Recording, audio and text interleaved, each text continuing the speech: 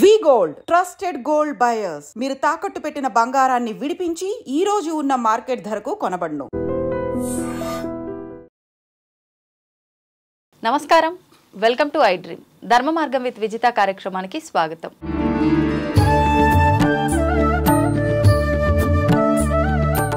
ప్రస్తుతం మనతో పాటు ఉన్నారు ప్రముఖ జ్యోతిష పండితులు బ్రహ్మశ్రీ నందిబట్ల శ్రీహరి శర్మ గారు. ఇప్పుడు గురుగారితో మాట్లాడేద్దాం. నమస్కారం గురుగారు. వాగర్థావివ సంపృక్తౌ వాగర్థ ప్రతిపత్తయే జగతః పితరౌ వందే పార్వతీ పరమేశ్వరౌ. సదాశివసమారంభాం శంకరాచార్య మధ్యమాం అస్మదాచార్య పర్యంతం వందే గురు పరంపరాం.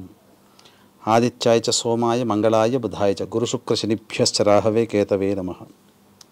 శృంగేరి జగద్గురు పీఠాధిపతులకి కంచి పీఠాధిపతులకి నమస్కారములు తెలియచేసుకుంటూ కార్యక్రమాన్ని ప్రారంభిద్దాం.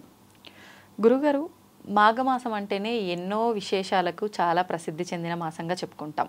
కానీ ముఖ్యంగా మాఘమాసంలో వచ్చే మాఘ పౌర్ణమి రోజు దానాలు చేయడం విశేషం అని చెప్పి మాట్లాడుకుంటూ ఉంటాం. ప్రత్యేకించి ఆ దానాల్లో కూడా కొంతమందికి ప్రత్యేకంగా నిర్దిష్టమైంది అని చెప్పి నేను విన్నంత వరకు ఏంటంటే, సంతానం లేనివారు, ప్రత్యేకించి మగపిల్లలకు ఏదైనా గండాలు ఇలాంటివి ఉన్నవాళ్ళు ఆ రోజున కనుక కొన్ని రకాల వస్తువులు దానం చేస్తే అటువంటి దోషాలు ఏమైనా ఉంటే తొలగిపోతాయి అని చెప్పి, ఇది నిజమేనా? నిజంగా ఆ రోజున వాళ్ళు ఎటువంటి దానాలు చేస్తే దాని నుంచి బయటపడతారు? వాస్తవం. ఎందుకనంటే ఇప్పుడున్నటువంటి ప్రస్తుత పరిస్థితిలో చాలామందికి సంతానం కలగట్లేదు. అవునండి. అదొకటి. సంతానాన్ని ఇచ్చేవాడు ఎవరు? విష్ణువే. అంటే మిగతా దేవతలు కూడా ఇస్తారు, కానీ సంతానాన్ని పొందాలి అని అంటే రావి చెట్టు చుట్టూ నారాయణాయ నమః అంటూ 27 ప్రదక్షిణలు చేసి ప్రతిరోజు విష్ణు సహస్రనామ పారాయణం చేస్తే తప్పకుండా 108 రోజుల కల్లా అమ్మాయి గర్భవతి అవుతుంది. తండ్రి ఆ అబ్బాయి కూడా సంతానవంతుడు అవుతాడు. ఇద్దరూ చేయాలి, భార్యాభర్తలు. అయితే మనకు అనేక పురాణాలు ఉన్నాయమ్మా.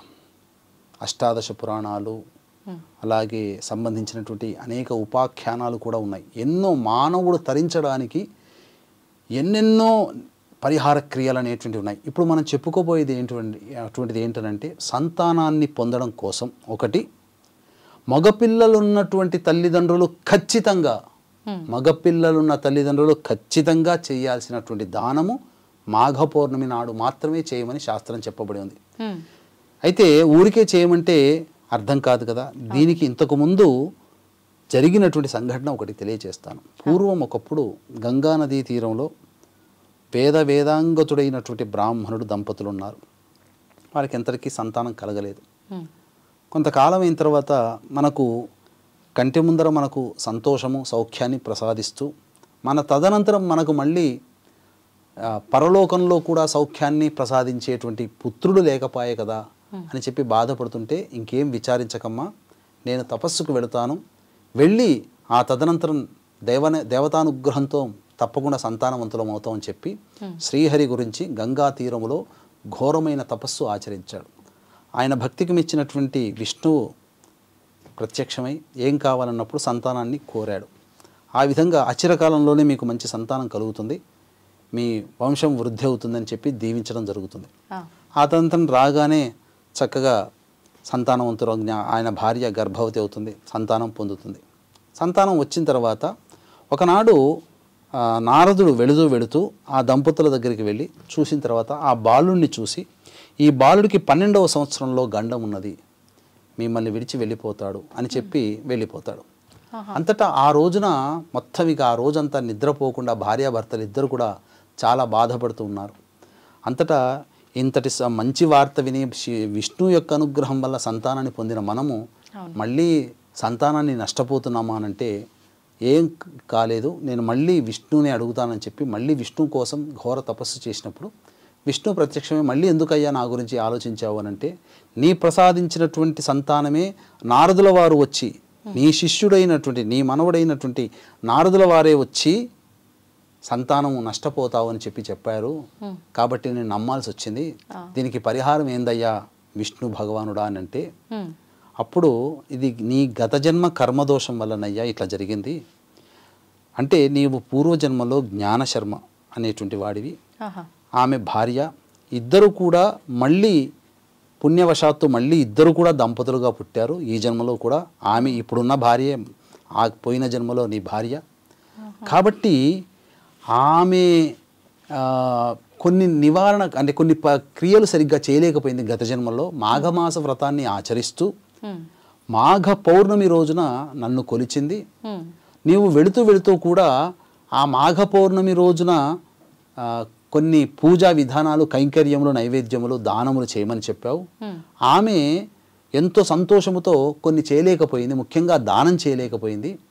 ఆ కారణం చేత 2 తప్పులు జరిగాయి. ఒకటి, భర్త అయినటువంటి నీ మాట వినకపోవడం.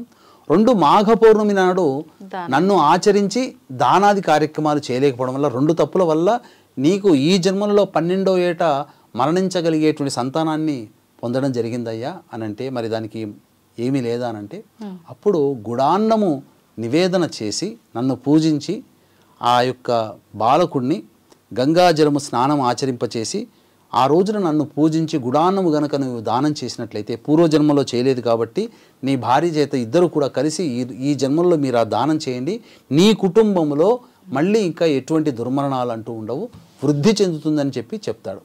ఆ విధంగా భార్య దగ్గరకు వచ్చి గత జన్మల్లో ఈ విధంగా చేయలేకపోయావమ్మా అని అనగానే మాఘ పౌర్ణమి కోసం ఎదురు చూడడం.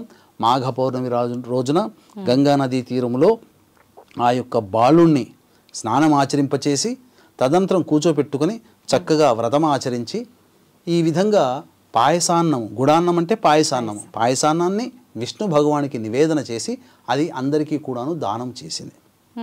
ఈ విధంగా చేసినటువంటి కారణం చేత ఇక ఆ దంపతులకి ఇద్దరికి కూడా ఆ పిల్లవాడి దోషం తొలగిపోయి చిరకాలము 100 ఏళ్ళు చక్కగా జీవించడం జరిగిందమ్మా.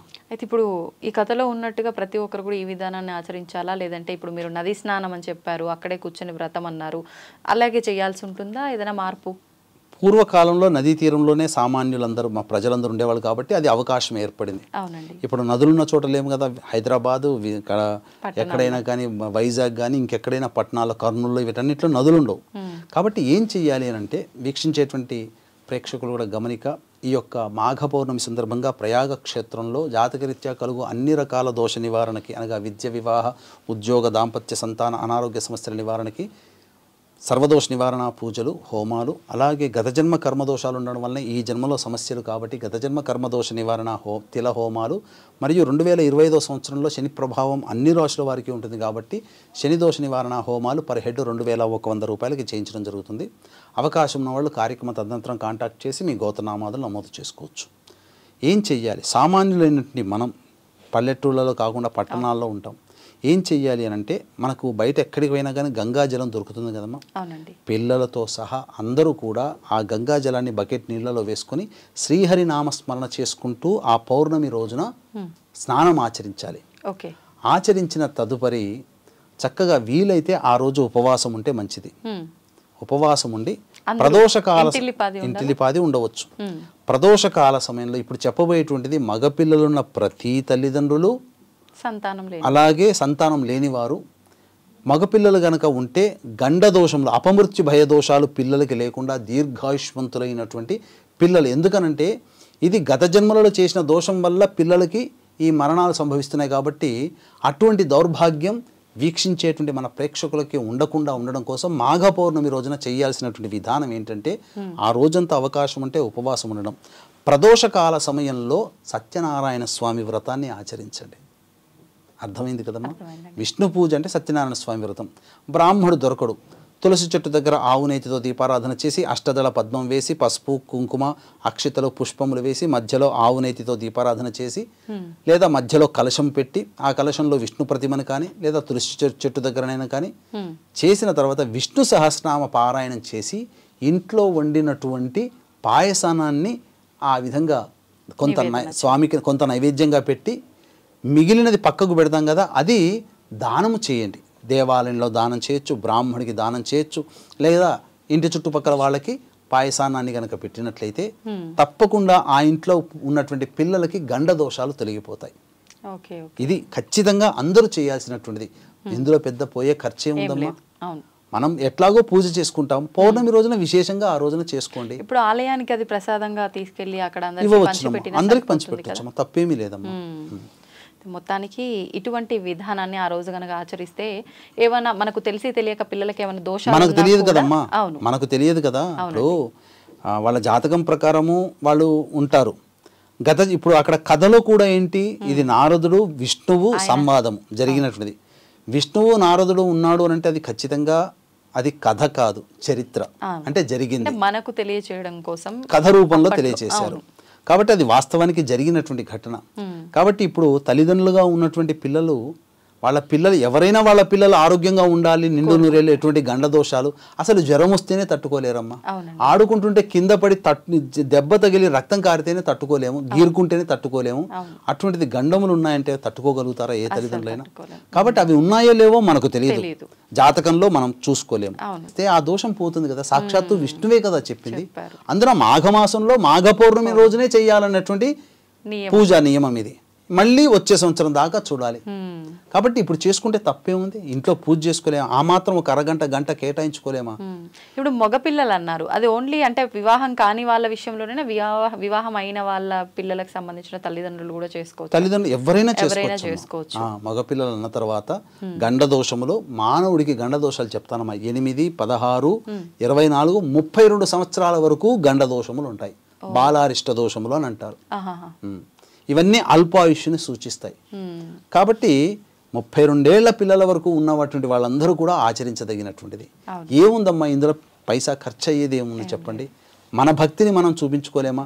మన ఫ్రెండ్స్ 10 మంది 2, 3 వస్తే వాళ్ళు ఎవరు వచ్చారో వాళ్ళకి ఇష్టమైన వంటకం ఏం చెయ్యాలని చెప్పి వాళ్ళు మెచ్చుకోవడం కోసం హడావిడి చేసి గొప్పగా వంటకాలు పెడుతుంటామే.